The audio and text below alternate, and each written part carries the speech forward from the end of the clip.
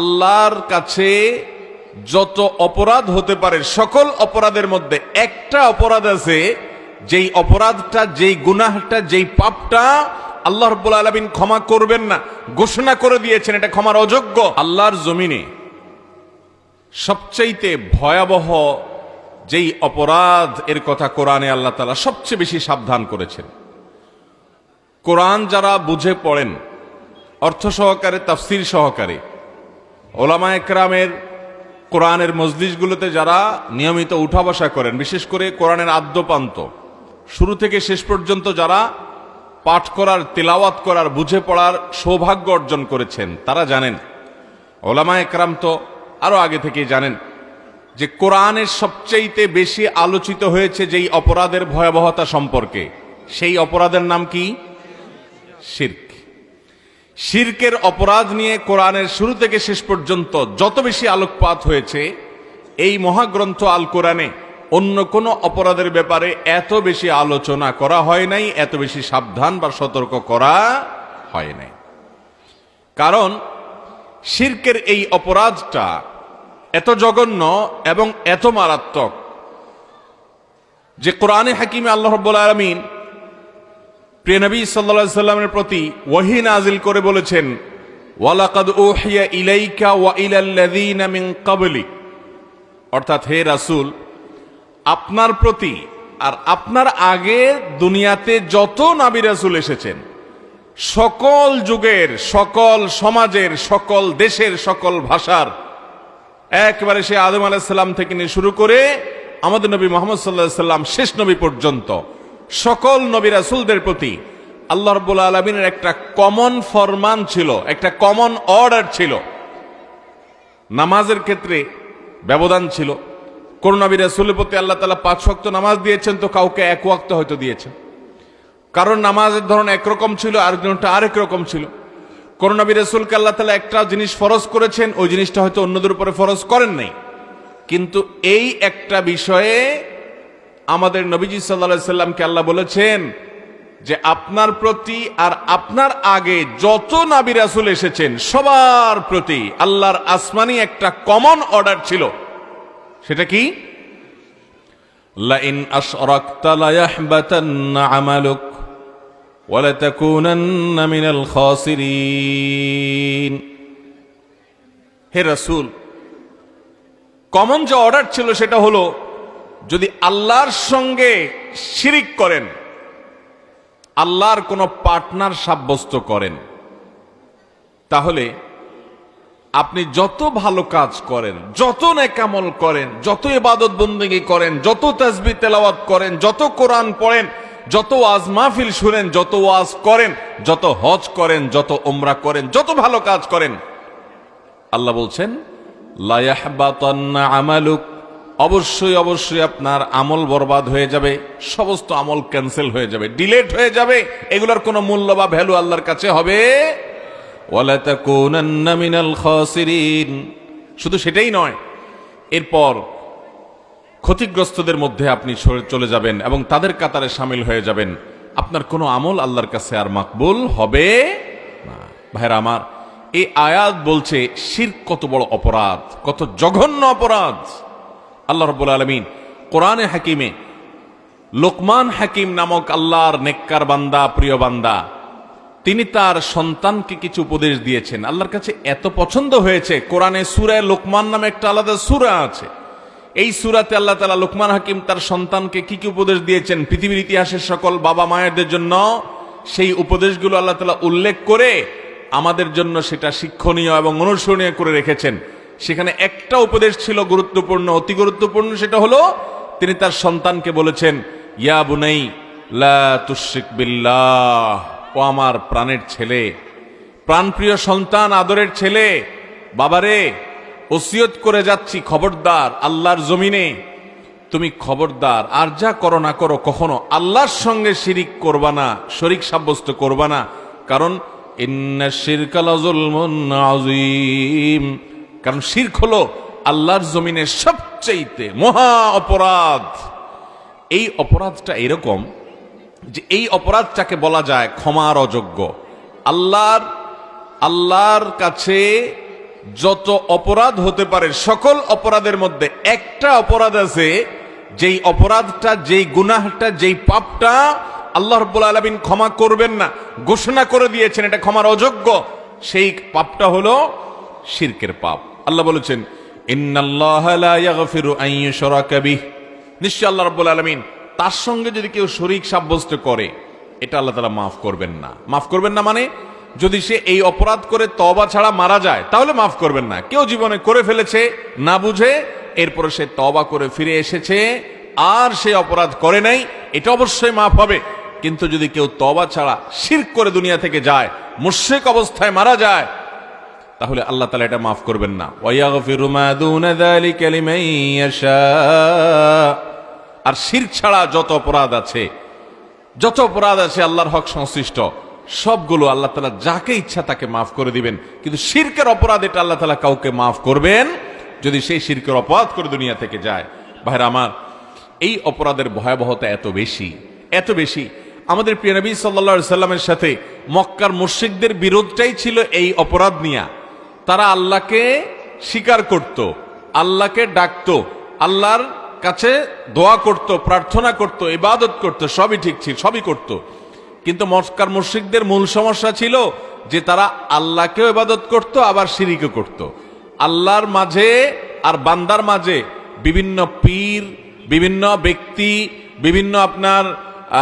বিভিন্ন রকমের উপাস্যকে, মূর্তিকে, প্রতিমাকে তারা মধ্যস্থতাকারী সাব্যস্ত করে তাদের মাধ্যমে আল্লাহর ইবাদত করত। গোলামি আল্লাহর করত, কিন্তু মাধ্যম ছিল তাদেরকে ইবাদত করত, তার মাধ্যমে আল্লাহর ইবাদত করত। এই জন্য তারা মুশরিক হয়েছে। আর এই কারণেই তাদের সাথে সারা জীবনের সংগ্রাম ছিল আমাদের নবী করিম সাল্লাল্লাহু আলাইহি সাল্লামের। ভাইরা আমার, অন্য সব ধর্মের মানুষের সাথে মুসলমানদের, ঈমানদারদের, তাওহীদবাদীদের, একত্ববাদে বিশ্বাসী মানুষদের অন্যতম প্রধান পার্থক্যই হলো যে ওরা শিরক করে। ঈমানদারকে ইসলাম শিরক করার অনুমোদন করে না। আল্লাহ তাআলা শিরককে হারাম করেছেন, সবচেয়ে জঘন্য হারাম। এটা দিয়ে আমাদের সাথে তাদের পার্থক্য। পৃথিবীতে যত ধর্ম আছে সব ধর্মের মানুষ দেখবেন কোনো না কোনোভাবে শিরক করে। কেউ হয়তো কোনো নবীকে আল্লাহর পর্যায়ে রেখে নাউজুবিল্লাহ শিরক করে, আল্লাহর সাথে শরীক সাব্যস্ত করে। কেউ কোনো আল্লাহর নেককার বান্দাকে, যেমন ইহুদিরা উযায়েরকে আল্লাহর নেককার বান্দাকে শরীক সাব্যস্ত করে। তারপরে খ্রিস্টানরা ঈসা আলাইহিস সালামকে আল্লাহর পরিবারভুক্ত করে নাউজুবিল্লাহ তারা শরীক সাব্যস্ত করে। এভাবে হিন্দু ধর্মাবলম্বী ভাইরা বোনেরা তারা বহু প্রতিমাকে, বহু উপাস্যকে তারা উপাসনা করে। মুসলমানের সাথে অন্য সব ধর্মের পার্থক্যই হলো এটা, মুসলমানের ইবাদত হবে একত্ববাদী বিশ্বাসী ব্যক্তির ইবাদত। আল্লাহ বলেছেন উবুদুল্লাহ ওয়ালা তুশরিকু বিহি শাইআ, তোমরা আল্লাহর ইবাদত করো আর আল্লাহর সাথে কাউকে শরীক করবা। অতএব ভাইরা আমার, আমাদের এই সবকটা নিয়ে যেতে হবে আজ, যে আমার জীবনে, আমার আমল নামায় অন্য কোনো পাপ অপরাধ থাকুক বা না থাকুক, চেষ্টা করতে হবে কোনোটাই যেন না থাকে। আল্লাহ না করুন যদি কোনো অপরাধ থাকেও, আমার আমল নামার জন্য দুটি অপরাধ না থাকে। তার একটি হলো বান্দার হক, মানুষের পাওনা দেনা, মানুষকে ঠকানো, মানুষের প্রতি জুলুম করা, অবিচার করা, যে কোনোভাবে মানুষের হক নষ্ট করা, এটা যেন আমল নামায় না থাকে, কারণ এটা আল্লাহ মাফ করবেন না। আর সবচেয়ে বেশি ইমানদারের জন্য সতর্ক বার্তা হলো শিরকের বিষয়। শিরকের অপরাধ যেন আমার আমল নামায় কোনোভাবে না উঠে। যদি কোনোভাবে শিরকের আলামত চলে আসে, তওবা করে আল্লাহর কাছে মাপ চেয়ে ওইটাকে ডিলেট করে আমার আমল না থেকে পরিচ্ছন্ন করে সামনে এগোতে হবে। আপনি যদি এইভাবে আপনার আমল নামাকে এই অপরাধ থেকে পরিচ্ছন্ন রেখে, মুক্ত রেখে এগিয়ে যেতে পারেন, ইনশাআল্লাহ আপনার আখিরাতের বাকি যাত্রা সহজ হবে। আপনি সেই যাত্রাগুলোতে কঠিন কোনো পরিস্থিতির মধ্যে পড়বেন না। আর যদি শিরকের অপরাধ নিয়ে যান তাহলে আর সামনে এগোতে পারবেন না। কারণ নবী করিম সাল্লাল্লাহু আলাইহি সাল্লাম বলেছেন, মুসনাদ আহমদের হাদিস, আদ-দাওয়াবিনু সালাসা, আল্লাহর কাছে কিয়ামতের দিন 3 ধরনের মামলা উঠবে। কয় ধরনের মামলা? 3 ধরনের মামলা উঠবে। বান্দার অপরাধগুলোকে 3টা ক্যাটাগরিতে ভাগ করা হবে। একটা হলো এমন মামলা, যেই মামলা আল্লাহ রাব্বুল আলামিন কোনো শুনানি করবেন না, কোনো শুনানি নাই, বিনা শুনানিতে জাহান্নাম, এটা কোনো আলাপ সালাপই নেই। কেন করছো, কি করছো, কোনো ওজোর আছে কিনা, তুমি কি জন্য করছো, তুমি কি এখন দুঃখিত কিনা, এই সমস্ত আলাপ সালাপ নাই। ওই অপরাধ যদি পাওয়া যায়, দুনিয়া থেকে যদি মাপ চেয়ে সে তওবা করে ফিরে আসা ছাড়া মারা যায়, তাহলে ওইটা নিয়ে কোনো আলাপই নেই, বিনা হিসাবে জাহান্নামে যেতে হবে। এবং সেই জাহান্নাম থেকে আর আসার কোনোদিন, বের হওয়ার কোনোদিন, জান্নাতে আসার কোনো স্কোপই থাকবে না ভাইরা আমার। সেই মামলা হলো শিরক সংক্রান্ত মামলা। এটা যদি প্রমাণিত থাকে, কারণ আমলনামা যদি এই অপরাধটা থাকে, তাহলে সেই অপরাধ এর কারণে অনন্ত অসীমকালের জন্য জাহান্নামের আগুনে জ্বলতে হবে। এই জন্য ভাইরা, এই মামলা যাতে কোনোভাবে আমার আমলনামায় না উঠে, এই অপরাধ যেন আমার আমলনামায় না উঠে, সেই চেষ্টা করতে হবে। এটা হলো এক ধরনের মামলা। কিয়ামতের ময়দানে আরেক ধরনের মামলা উঠবে, যেই মামলাগুলোতে বান্দা তার কোনো মানুষের, কোনো ভাইয়ের অধিকার নষ্ট করছে, অন্য কারোর হক নষ্ট করছে, তো ওই মামলা আল্লাহ রাব্বুল আলামিন ওই মানুষের উপরে ন্যস্ত করবেন। ওই মানুষের উপর ন্যস্ত করবেন যার হক নষ্ট করছেন। কিয়ামতের ময়দানে ওই ব্যক্তি সে বোঝাপড়া করবে আপনার সাথে। দুনিয়া থেকে মাপ চেয়ে গেলে তো আলহামদুলিল্লাহ, আর যদি মাপ না চেয়ে যান, তাহলে আখেরাতে যার হক নষ্ট করছেন সে আল্লাহর কাছে দাবি করবে, আল্লাহ দুনিয়াতে আমার হক নষ্ট করছে, আমি সে হক আদায় করতে পারি নাই, সে মাপও চায় নাই, আমি মাপও করি নাই, এখন আমি আমার হক চাই। তখন আমল নামা থেকে সওয়াব দিয়া তাকে তারপরে আপনি পার পেতে হবে। এভাবে দিতে দিতে আপনার আমল শেষও হয়ে যেতে পারে। এই জন্য বান্দার হকের উপরে সাবধান, আল্লাহ তাআলা নিজে এটা মাফ করবেন না। হ্যাঁ, কেউ যদি বান্দার হক নষ্ট করার পর নিজের অজান্তে সে হয়ে গেছে, মাপ চাইতে পারে নাই, সুযোগ পায় নাই, কিন্তু আল্লাহকে এত বেশি সন্তুষ্ট করেছে, তো আল্লাহ তাআলা এক্সট্রাঅর্ডিনারি বান্দাকেও সন্তুষ্ট করে, পাওনাদারকেও আল্লাহ তাআলা সন্তুষ্ট করে এই ব্যক্তিকে মুক্ত করবেন, সেটা এক্সক্লুসিভ বিষয়। ভাইরা আমার, 3 নম্বর যে মামলা আল্লাহর কাছে উঠবে কিয়ামতের ময়দানে, সেটা হলো আল্লাহর হক সংশ্লিষ্ট মামলা। কেউ নামাজে ত্রুটি করেছেন, কেউ পর্দায় ত্রুটি করেছেন, কেউ রোজায় ত্রুটি করেছেন, কেউ তেলাওয়াতে ত্রুটি করেছেন, কেউ আল্লাহর কোনো হক আদায় করতে ত্রুটি করেছেন। এগুলো আল্লাহ তাআলা চাইলে কাউকে মাফ করতে পারেন, আর চাইলে কাউকে আল্লাহ তাআলা শাস্তি দিবেন, এটা ভিন্ন বিষয়। এই হাদিস থেকে বোঝা যায় ইমানদারের আতঙ্কের অপর নাম হলো শিরক। শিরকের চাইতে বড় আতঙ্কের বিষয় ইমানদারের কাছে আরেকটি হতে পারে, যেখানে শিরকের প্রশ্ন আসবে, যেখানে ঈমান থাকবে কি থাকবে না সেই প্রশ্ন আসবে।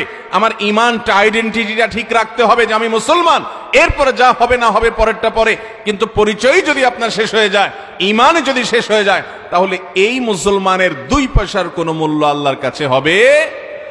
অতএব শিরক থেকে বাঁচার চেষ্টা করব তো ইনশাআল্লাহ। নবী করিম সাল্লাল্লাহু আলাইহি সাল্লাম বলেছেন, ইজতানিবু আস-সাবআল মুবিকাত, তোমরা 7টি ধ্বংসাত্মক পাপ থেকে বেঁচে থাকো, যে পাপগুলো মানুষকে ধ্বংস করে শেষ করে ফেলবে। এই অপরাধ, 7টি ভয়াবহ অপরাধ থেকে বেঁচে থাকো। এর ভিতরে 1 নম্বরের সবচেয়ে আল্লাহর জমিনের ভয়াবহ অপরাধ হলো শিরিক করা, আল ইশরাকু বিল্লাহ, আল্লাহর সঙ্গে শিরিক করা। মুহতারাম হাজরিন, নবী করিম সাল্লাল্লাহু আলাইহি সাল্লাম বলেছেন, তোমরা কি জানো, আতাদরুনা মা হাক্কুল্লাহি আলাল ইবাদ ওয়া মা হাক্কুল ইবাদি আলাল্লাহ, তোমরা কি জানো বান্দার কাছে আল্লাহর পাওনাটা কি, আর আল্লাহর কাছেই বা বান্দার পাওনাটা কি, তোমরা কি জানো? সাহাবায়ে কেরাম অপারগতা জানালে নবী করিম সাল্লাল্লাহু আলাইহি সাল্লাম নিজেই জবাব দিয়েছেন যে, শুনে রাখো, আল্লাহর হক বান্দার কাছে, যে বান্দা আল্লাহর ইবাদত করবে আর আল্লাহর ইবাদত করতে গিয়ে কাউকে শরীক সাব্যস্ত করবে না, শিরিক করবে না। এটা হলো আল্লাহর হক, আল্লাহর অধিকার। যেহেতু আল্লাহ তাকে সৃষ্টি করেছেন, আল্লাহর প্রাপ্য যে আল্লাহর সঙ্গে কাউকে শরীক সাব্যস্ত করবে না। এটা যদি বান্দা করে, আল্লাহর হকটা যদি সে আদায় করে, তখন বান্দার হক হয়ে যায়, বান্দার প্রাপ্য হয়ে যায়, বান্দার অধিকার হয়ে যায় আল্লাহর কাছে, যে আল্লাহ তাকে কোনো অপরাধের কোনো কারণে শাস্তি না দিয়ে যদি শিরক ছাড়া সে দুনিয়া থেকে নিজেকে মুক্ত রেখে যেতে পারে, তাহলে আল্লাহর কর্তব্য আল্লাহ নিজের উপরে নিজে করে নিয়েছেন, ওই বান্দাকে শাস্তি না দিয়ে জান্নাতে দেওয়া। তাহলে ভাইরা আমার, শিরক থেকে বেঁচে থাকার চেষ্টা করব তো ইনশাআল্লাহ।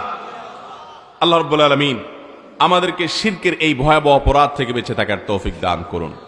ভাইরা, আমরা যেই কালিমায়ে শাহাদা পাঠ করে ঈমানদার হই, আশহাদু আল্লা ইলাহা ইল্লাল্লাহ, আমরা শুরুতে না দিয়ে শুরু করি। কোন প্রকার শরীক, কোন প্রকার উপাস্য কাউকে আমরা উপাস্য মনে করি না, ইল্লাল্লাহ। শুধু কাকে উপাস্য মনে করি? আল্লাহকে, আর কাউকে না।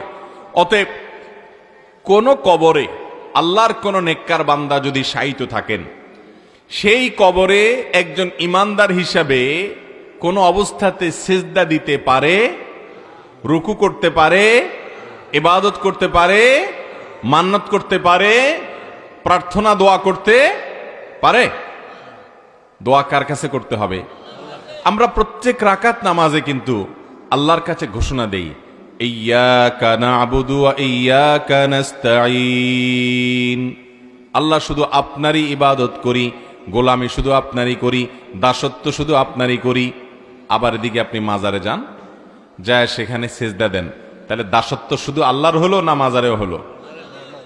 ভাইরা আমার, তাহলে এই কথা থাকলো না। আপনি মুখে বলছেন ইয়্যাকা না'বুদু, আল্লাহ শুধু তোমার ইবাদত করি। ইয়্যাকা না'বুদুর অর্থই হলো শুধুমাত্র তোমারই ইবাদত করি, তোমার কাছেই সাহায্য চাই। আপনার সন্তান হয় না, আপনি চলে গেলেন মাজারে। মাজারে গিয়া মাজারে যিনি শায়িত আছেন তার কাছে বলছেন, বাবা সন্তান হয় না, একটু আপনি রহম করেন। মাজারওয়ালার কাছে যায় চাইলেন। মাজারওয়ালা নিজেও গোলাম কার? আল্লাহর। তো মাজারওয়ালা নিজেও যার গোলাম, আপনি তার কাছে না চেয়ে তার গোলামের কাছে চাইলে এটা আল্লাহর শানে বেয়াদবি, এটা আল্লাহর শানে অসৌজন্যতামূলক আচরণ, এটা অসম্মান করার শামিল। ইমানদারের জন্য এই জন্যই এই অপরাধটাকে সবচেয়ে বড় অপরাধ মনে করা হয়েছে। ভাইরা আমার, আমি একটা উপমা বিভিন্ন জায়গায় দেওয়ার চেষ্টা করি। মনে করেন কোথাও একটা বড় রাজনৈতিক সমাবেশ হচ্ছে, সেখানে দেশের প্রধানমন্ত্রী আসছেন প্রধান অতিথি হিসেবে।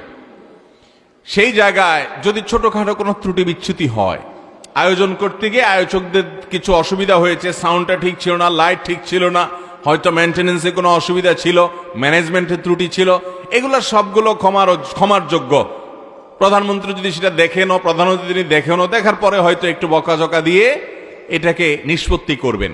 কিন্তু যদি আপনি প্রধানমন্ত্রীকে দাওয়াত দিয়ে আনেন, আনার পর স্টেজে তার জন্য একটা ফুলের মালা রাখেন, একটা বড় চেয়ার, সুন্দর একটা চেয়ার রাখেন, তাকে ওই চেয়ারে বসালেন, ফুলের মালা দিলেন, আপনি এর পাশাপাশি আরেকটা চেয়ার রাখলেন একই রকমের, আরেকটা ফুলের মালা রাখলেন একই রকমের, ওই এলাকাতে যিনি চৌকিদারি করেন এরকম একজন মানুষকে ডেকে এনে ওই চৌকিদার ভাইকে, ওই চৌকিদার সাহেবকে একই চেয়ারে বসালেন, একই রকম মালা দিলেন, একই রকম সম্মান দিলেন, সম্বর্ধনা দিলেন। কি বলেন? প্রধানমন্ত্রী খুশি হবে না বেজার হবে? কিরকম বেজার হবে?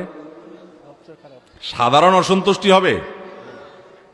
বলবে যে এটা তো রীতিমতো বিদ্রোহ করার শামিল। অপমানের তো একটা সীমা থাকে, যে আমার অধীনে চাকরি করা একজন চৌকিদার, তাকে এনে আমার সমান মর্যাদা দেওয়া হচ্ছে, আমাকে যা যা করা হচ্ছে তাকেও তা করা হচ্ছে। এই যে আপনি শিরিক করলেন প্রধানমন্ত্রীর সাথে, এই অপরাধটা বা এই ভুলটাকে সে কত বড় দোষ হিসেবে দেখবে? এর চেয়ে বড় দোষ হিসেবে কোনটাকে দেখবে উনি? ভাইরা আমার, কারণ এটা তার জন্য অপমানকর, অনেক বড় অসম্মানকর। আপনি এমনি ত্রুটি বিচ্ছুতি করে ফেলেছেন, সেটা ভিন্ন বিষয়। ঠিক একইভাবে আপনার জিন্দেগিতে অন্য কোনো ভুল ত্রুটি হয়ে গেছে, এটা আল্লাহর কাছে মাপ চাইলে আপনি লজ্জিত হয়ে, অনুতপ্ত হয়ে কখনো আর করবেন না, সেই ওয়াদা করলে আশা করতে পারেন আহকামুল হাকিমিন গফুরুর রহিম মাফ করে দিবেন। কিন্তু আল্লাহর সঙ্গে আপনি শরীক সাব্যস্ত করেছেন, আপনি পার্টনার সাব্যস্ত করেছেন। মনে রাখবেন, দুনিয়ার প্রধানমন্ত্রীও মানুষ, ওই চৌকিদার সাহেব মানুষ, রক্ত মাংসের মানুষ। হয়তো একজন প্রধানমন্ত্রী আর একজন চৌকিদার, পার্থক্য এতটুকু, কিন্তু তারা দুইজনই মানুষ। তারা কেউ সৃষ্টি আর একজন স্রষ্টা না, এত পার্থক্য নাই। পার্থক্য 19-20, 15-20 না, কিন্তু সৃষ্টিকর্তার সাথে স্রষ্টার পার্থক্য, সৃষ্টিকর্তার সাথে সৃষ্টির পার্থক্য, মাখলুকের সাথে খালেকের পার্থক্য, আসমানের সাথে জমিনের যেরকম পার্থক্য তার চাইতে বেশি। একটা হলো সৃষ্টিকর্তা, আরেকটা হলো সৃষ্টি, কোনো তুলনা চলে? তাহলে প্রধানমন্ত্রীর জায়গায় যদি চৌকিদার সাহেবকে বসালে তার জন্য চরম অপমানকর হয়, অবমাননাকর হয়, তিনি সবচেয়ে বেশি গোসা হন, রাগান্বিত হন, তাহলে আহকামুল হাকিমিন রব্বুল আলামিন খালিকুল কায়নাত, যিনি সকল সৃষ্টি জগতের স্রষ্টা, তাকে, যাকে কেউ সৃষ্টি করে নাই, যাকে কেউ জন্ম দেয়নি, যার সাথে কারো তুলনাযোগ্য না, ওয়ালাম ইয়াকুল্লাহু কুফুয়ান আহাদ লাইসা কামিসলিহি শাই, সেই মহান সত্তার সাথে কোথাকার কোন মাজারে শুয়ে আছেন, হোক কোন আল্লাহর নেককার বান্দা, হোক কোন নবী, হোক কোন রাসূল, তাকে যদি আপনি একই রকম আল্লাহকে সেজদা দেন, তাকেও সেজদা দেন। আল্লাহর কাছে দোয়া করেন, তার কাছেও দোয়া করেন। আল্লাহর কাছে মানত করেন, তার কাছেও মানত করেন। আল্লাহর নামে শপথ করেন, তার নামেও শপথ করেন।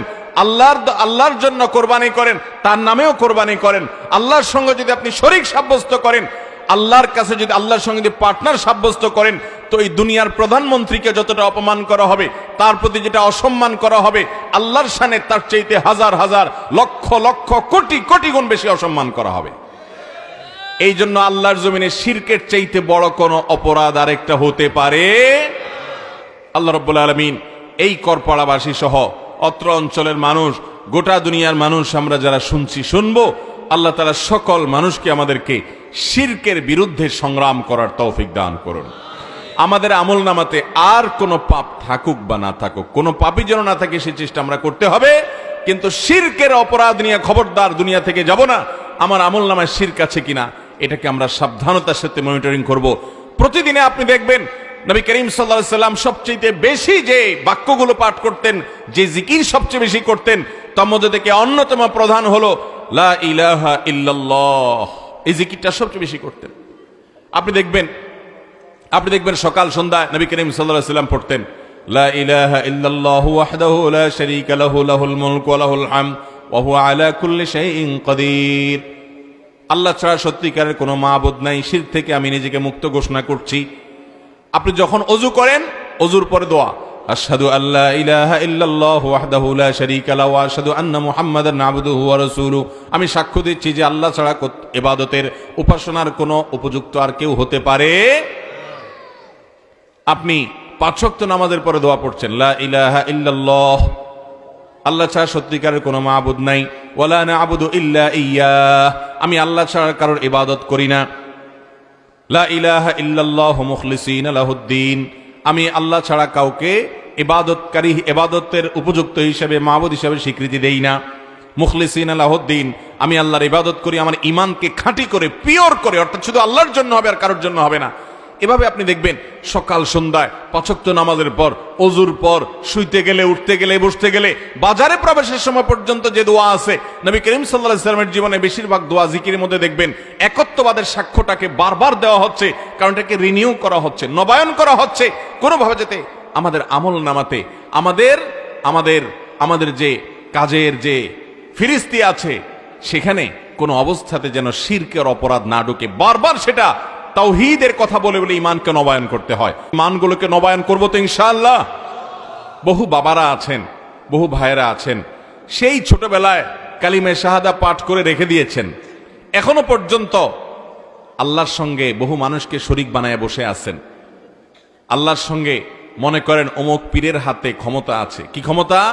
আমাকে ছেলে বা মেয়ে দেওয়ার। অমুক মাজারে গেলে আমার ব্যবসার উন্নতি হবে, রাজনীতির উন্নতি হবে, দুনিয়ার উন্নতি হবে, সে আমাকে মাপ পাইয়ে দিবে। এরকম অনেক ধারণা আছে না নাই ভাইরা আমার? ঢাকায় বিভিন্ন কোর্টের আশেপাশে দেখবেন বিভিন্ন মাজার আছে। মানুষ মামলা মোকদ্দমায় ফেসে যায়, হয়তো ষড়যন্ত্রের শিকার হয়ে যায়, ন্যায্য অধিকার থেকে বঞ্চিত হয়ে যায়, তো গিয়া মাজারে গিয়া টাকা পয়সা দিয়া মামলায় জেতার জন্য চেষ্টা করে।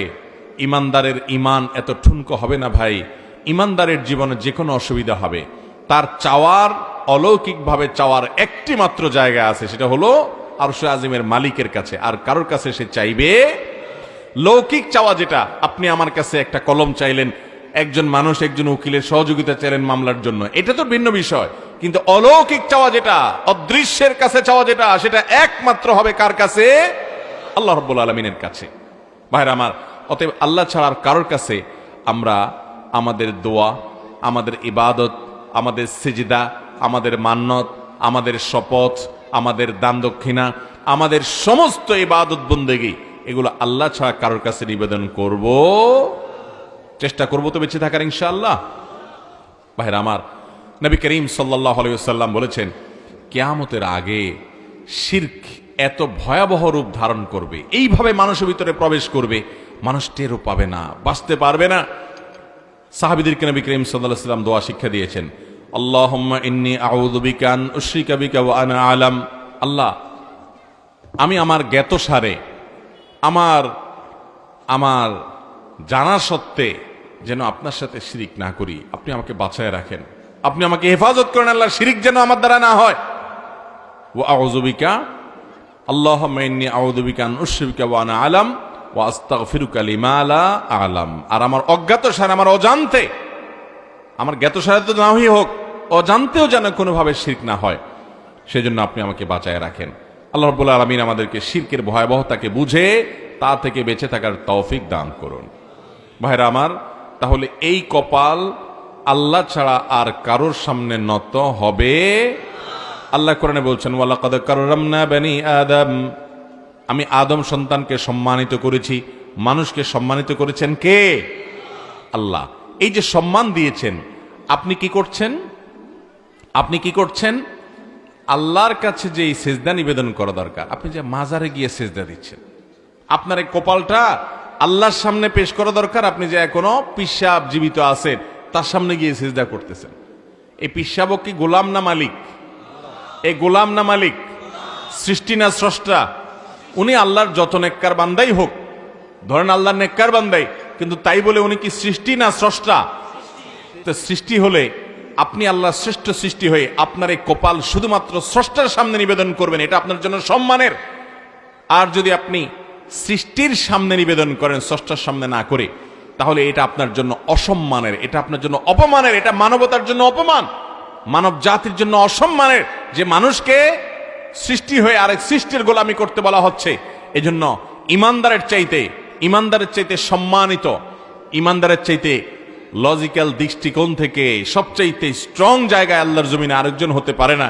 কারণ ইমানদার কখনো নিজেকে সাধারণ কারোর কাছে সঁপে দেয় না, সে একমাত্র নিজেকে সঁপে আহকামুল হাকিমিনের কাছে, আল্লাহ রাব্বুল আলামিনের কাছে। ভাইরা আমার, এই জন্য শিরকের অপরাধ থেকে আল্লাহর কাছে মাপ চাইব তো ইনশাআল্লাহ। আল্লাহ রাব্বুল আলামিনের কাছে আসুন আমরা শপথ করি, আল্লাহ আমরা কখনো কোনো মাজারে, কোনো জীবিত পীরের কাছে, কোনো মানুষের কাছে আমরা আমাদের ইবাদতকে, আমাদের কোনো বন্দেগীকে, আমাদের সিজদাকে, মানত ইত্যাদিকে কখনো নিবেদন করব না ইনশাআল্লাহ। শিরকের আরেকটা ভিন্ন ধাঁচের শিরক আছে ভাই, সেটা কি? সেটা হলো আমাদের সকল আদেশ নিষেধ জারি করার একমাত্র অধিকারী সত্তা হলেন কে? আল্লাহ। আল্লাহ তাআলা, তার পক্ষ থেকে অর্ডার আসবে, কারণ আমি জান্নাতে যাব সে পথ তিনি বাতাবেন, জাহান্নাম থেকে বাঁচবো সেই পথও তিনি সতর্ক করবেন সে পথ সম্পর্কে। আমি যদি মনে করি না আল্লাহর বিধান এখন চলে না, নাউজুবিল্লাহ, আল্লাহ লাগে ইল্লাহ লাগে, এখন জগৎ চলতে হলে অমুকটা মানতে হবে, তমুকটা মানতে হবে, অমুক বাদ, অমুক মতবাদ, অমুক মেথডের কাছে যদি আপনি যে সমর্পণ করেন নিজেকে, তাহলে এইটাও এক প্রকারের শিরক। এটাও এক প্রকারের, যেটা শুধু আল্লাহর শানে যায়, সেটা আর কারোর শানে হতে পারে। সবচেয়ে বেশি ভালোবাসা হবে আল্লাহর জন্য। ওয়াল্লাযীনা আমানু আশাদ্দু হুব্বাল লিল্লাহ, যারা ঈমানদার তারা সবচেয়ে কঠোরভাবে ভালোবাসবে কাকে? আল্লাহকে। আপনি এখন আল্লাহর চাইতেও যদি কাউকে ভালোবাসেন, সেটা যেই হোক, আপনার স্ত্রী হোক, আপনার বন্ধু বান্ধব হোক, আপনার পছন্দের কোনো দল হোক, আপনার পছন্দের কোনো গ্রুপ হোক, পছন্দের কোনো ব্যক্তি হোক, যেই হোক না কেন, তাকে ভালোবাসেন আল্লাহর চাইতে বেশি বা আল্লাহ সমপর্যায়ের, যে তার জন্য জীবন দিতে পারবেন, তাহলে সেক্ষেত্রে এটা হলো শিরিক। কারণ এই জীবন যদি কারোর জন্য দিতে হয়, তিনি একমাত্র কে? আল্লাহ রাব্বুল আলামিন। তাহলে আপনি শিরক ফিল মুহাব্বা বা ভালোবাসার ক্ষেত্রে শিরক করলেন, এটাও করা যাবে না। এজন্য ভাইরা, আমাদের ভালোবাসা, আমাদের আনুগত্য, আমাদের ভক্তি, আমাদের ইবাদত, আমাদের দোয়া, আমাদের প্রার্থনা, এই সব কিছুকে পিওর করতে হবে, খালেস করতে হবে আল্লাহর জন্য। ইমানটাকে যদি খালেস করতে পারেন, পিওর করতে পারেন, নির্ভেজাল করতে পারেন, আমল যদি কম হয়, ভয় নাই, আখিরাতে মুক্তি পেয়ে যাবেন। আর ইমানের মধ্যে যদি ভেজাল হয়ে যায়, তাহলে আর সামনে আগাইতে পারবেন। অতএব সাবধান থাকবো তো ইনশাআল্লাহ। আল্লাহ রাব্বুল আলামিন আমাদের সবাইকে ইমানের ব্যাপারে নো কম্প্রোমাইজের লেভেলে যাওয়ার তৌফিক দান করুন। ভাইরা, ইবাদত, দোয়া এবং আল্লাহ রাব্বুল আলামিনের যে গুণবাচক নাম আছে, সব কিছু পারেন, অসম্ভব বলতে কিছু নাই। এই সত্তা কে? আর কেউ আছে এরকম? আর যদি কাউকে মনে করেন হ্যাঁ উনিও যা ইচ্ছা সব করতে পারে, আজকাল অনেকে মনে করে টাকা হইলে অনেকে দেখবেন একটা কথা বলে, একটা ভয়ঙ্কর ইমান বিধ্বংসী কথা বলে যে টাকা হইল সেকেন্ড গড, বলে না? মনে করে পয়সা হলে সবই হয়ে যায়। ভাইরা আমার, কত লোকের কাছে কত পয়সা আছে, একটু সুখটা চায়, মনের সুখটা আল্লাহ তাআলা দেয় না। একটু সুস্থ হতে চায়, আল্লাহ তাআলা দেয় না। আমাদের সামনে কত সহস্র দৃষ্টান্ত আছে, তারপরও আমরা দুনিয়ার এই চাকচিক্য দেখে আল্লাহ রাব্বুল আলামিনের সাথে শিরক বরং কুফরি করে ফেলি।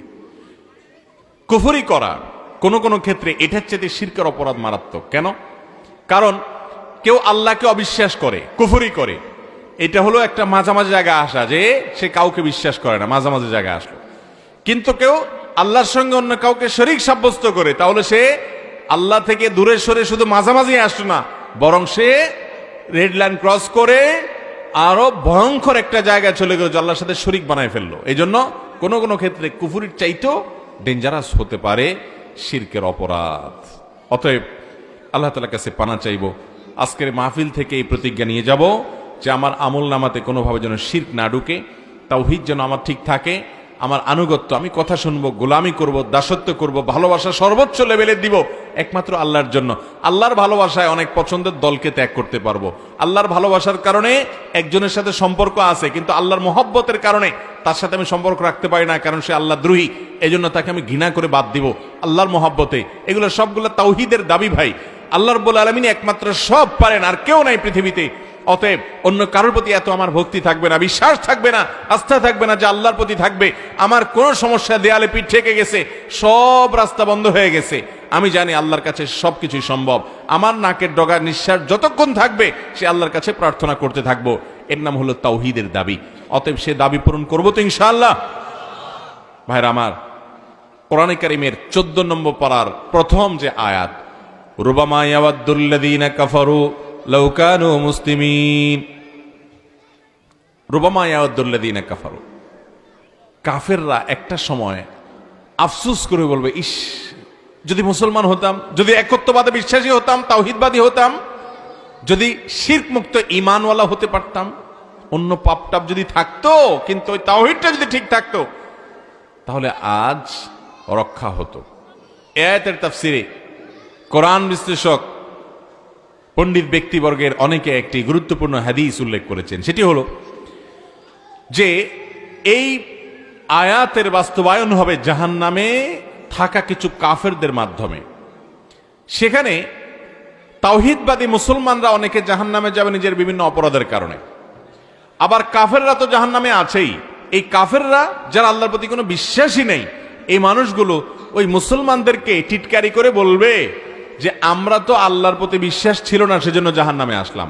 তোমরা তো আল্লাহর প্রতি ঈমান আনছো, তারপরেও তোমরা পাপাচার করে জাহান্নামেই আসলা, তাহলে সেক্ষেত্রে তোমাদের সাথে আর আমাদের পার্থক্য কি হলো? ক্রিটিসাইজ করবে। তখন জাহান্নামে থাকা ঈমানদাররা লজ্জিত হবে যে তাই তো, আমরা আল্লাহর প্রতি ঈমান এনেছি, তাও জাহান্নামেই পড়তে হচ্ছে। এরা তো আল্লাহর প্রতি ঈমান আনে নাই, তারপরও তারা জাহান্নামে পড়ছে আমাদের সাথে, তাহলে আমাদের পার্থক্য কি হলো? তারা লজ্জিত হবে। আল্লাহ রাব্বুল আলামিনের রহমতের সাগরে যখন হাবুডুবু ঢেউ খেলবে, আল্লাহ রাব্বুল আলামিন দয়া করে, মায়া করে তখন বলবেন, যাদের অন্তরে বিন্দু পরিমাণও ঈমান আছে, তাওহীদ যাদের মধ্যে আছে, একত্ববাদ আছে, শিরক যারা করে নেই, এদেরকে খুঁজে খুঁজে বের করো, অন্য যত অপরাধ আছে সেগুলো মাফ করে তাদেরকে জান্নাতে দিয়ে দাও।